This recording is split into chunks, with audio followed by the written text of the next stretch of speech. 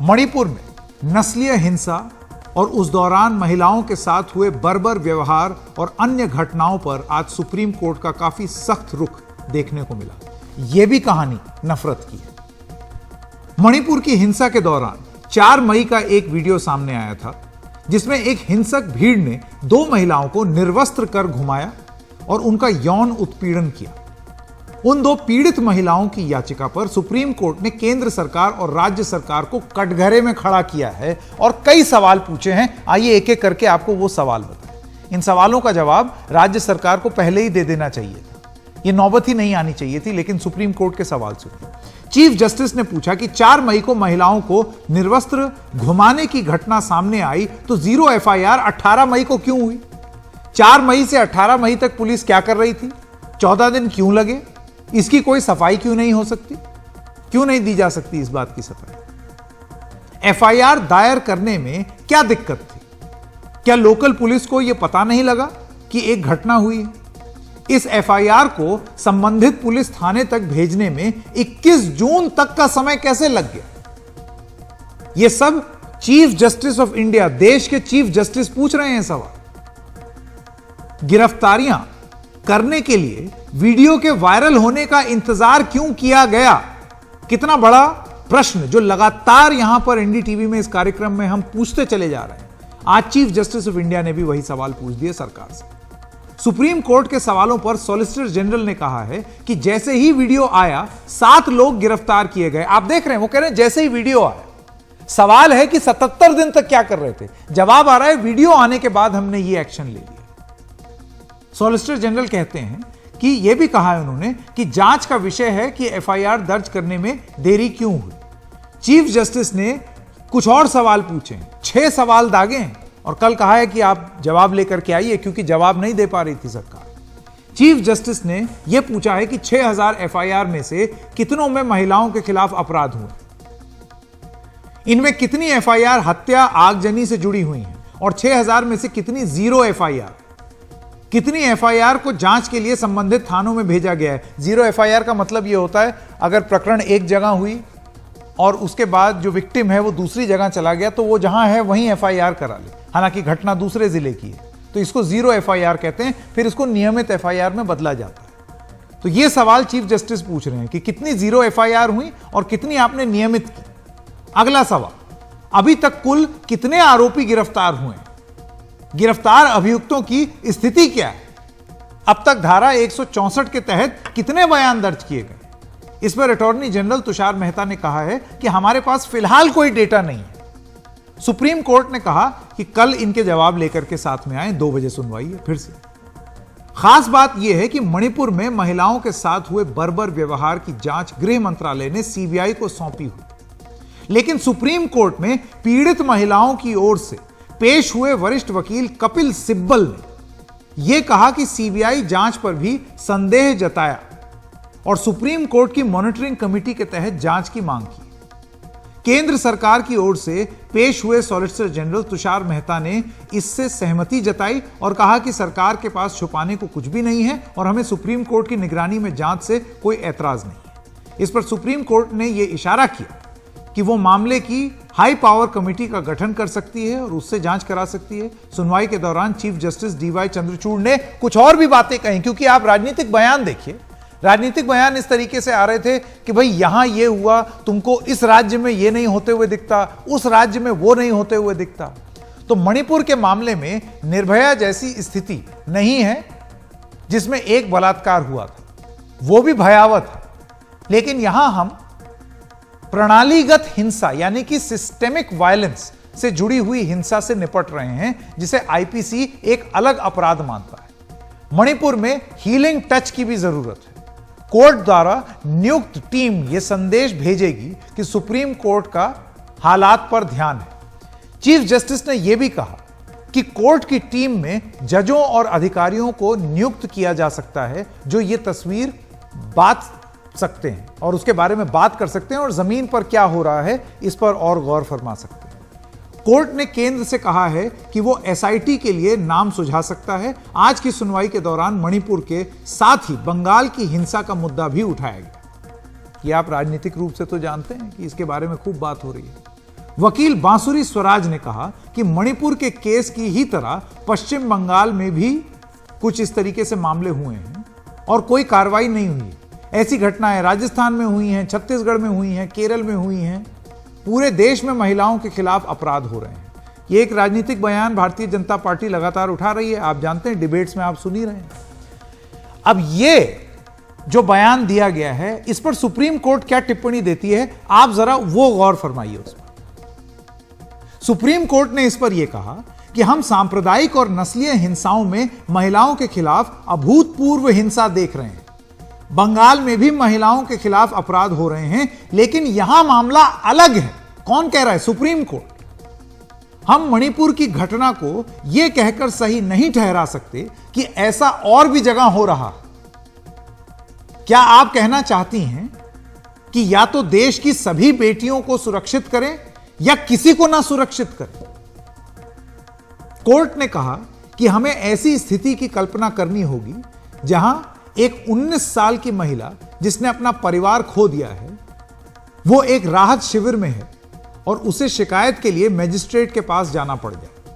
हमें यह सुनिश्चित करना होगा कि न्याय की प्रक्रिया उसके दरवाजे तक पहुंचे। चीफ जस्टिस ने सरकार से कहा है कि वो बताए कि उसने अब तक क्या किया है।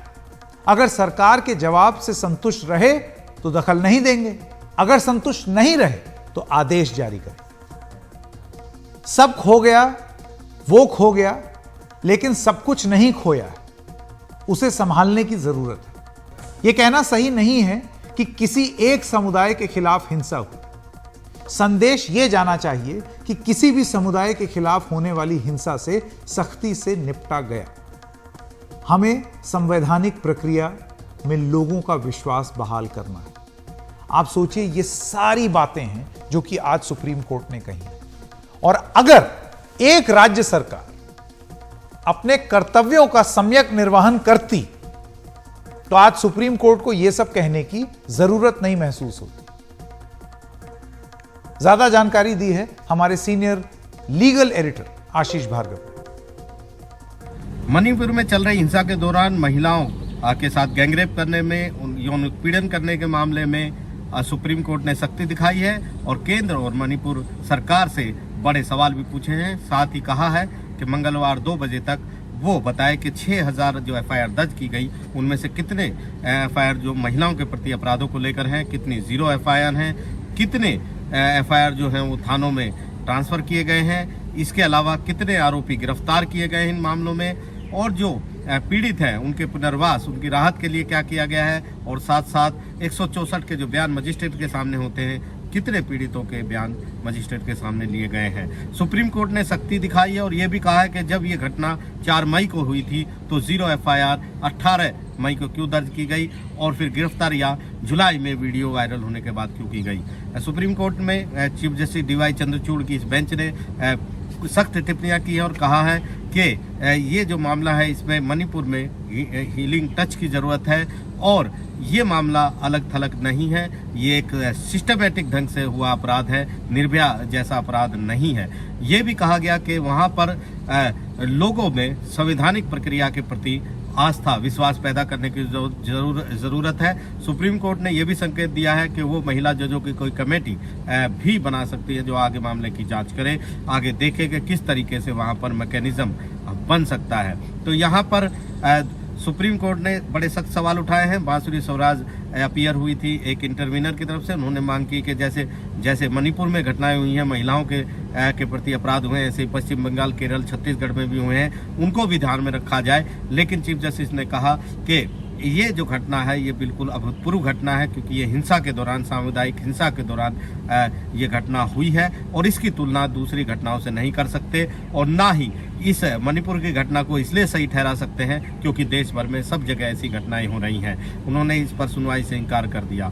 इसके अलावा उन्होंने कहा कि मणिपुर की घटना जो है वो एक भयावह घटना है और पूरे देश की अंतरात्मा को चौंका दिया था इस घटना ने और अब सुप्रीम कोर्ट इस मामले में दखल देना चाहता है। सुप्रीम कोर्ट ने यह भी साफ किया है कि सरकार सुप्रीम कोर्ट को संतुष्ट करे कि जो कुछ उसने किया है सही किया है, वरना वो इस मामले में आदेश जारी करेगा। वहीं पर केंद्र सरकार की ओर से तुषार मेहता, सॉलिसिटर जनरल ने कहा है कि अगर सुप्रीम कोर्ट इस मामलों की सुनवाई की मामलों की निगरानी करता है, जांच की निगरानी करता है, तो उसे कोई आपत्ति नहीं है। सुप्रीम कोर्ट इसकी जांच आगे कर सकता है। तो बहरहाल एक महत्वपूर्ण जो सुनवाई है वो होने जा रही है मंगलवार को। नई दिल्ली से आशीष भार्गव, एनडीटीवी।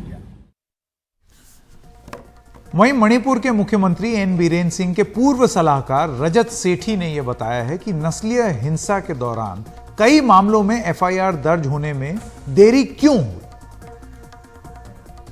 जब एथनिक क्लैश का एनवायरनमेंट होता है और एथनिक क्लैशेस में हम लोगों ने देखा कि पूरा लॉ एंड ऑर्डर का जो एस्टैब्लिशमेंट था, पुलिस फोर्स था, वही बढ़ गई थी कम्युनल लाइंस पे, और वायलेंस काफी दिनों तक चलता रहा।